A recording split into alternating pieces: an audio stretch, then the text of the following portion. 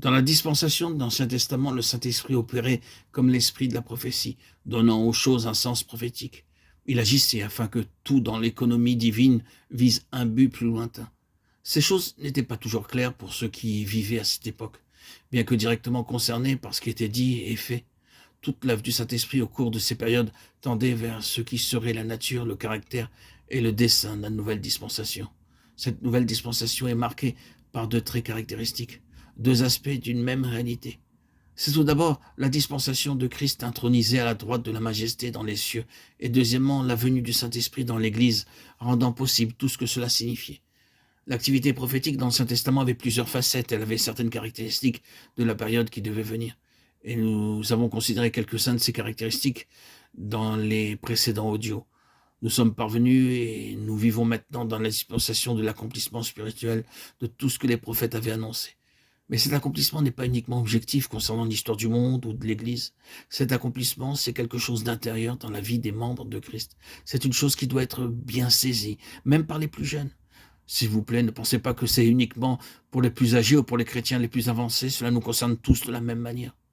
La première chose qui caractérisait les prophètes et qui a eu son accomplissement dans cette dispensation d'une manière subjective dans les membres de Christ, c'est la vision spirituelle. Tout dans le dessein de Dieu et en vue de sa réalisation dépend en premier lieu de ceci. C'est que le Saint-Esprit soit pour nous l'esprit de révélation et qu'il nous fasse voir dans les grandes lignes ce que Dieu désire.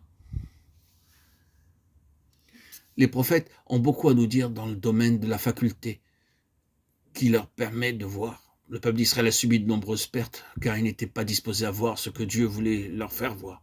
Ils avaient leur propre vision, leur concept et ils ne furent pas prêts à entrer dans ce que voulait Dieu. Un double jugement est tombé sur eux et le Seigneur a fermé leurs yeux. La parole fut donnée à Ésaïe pour ce peuple. Il dit alors, va et dis à ce peuple, vous entendrez, vous ne comprendrez point. Vous verrez, vous ne saisirez point. Rends insensible le cœur de ce peuple, endurcis ses oreilles et bouche-lui les yeux. Ésaïe 6,9. C'était un jugement et un terrible jugement. La faculté de la vue spirituelle, de la vision a été neutralisée.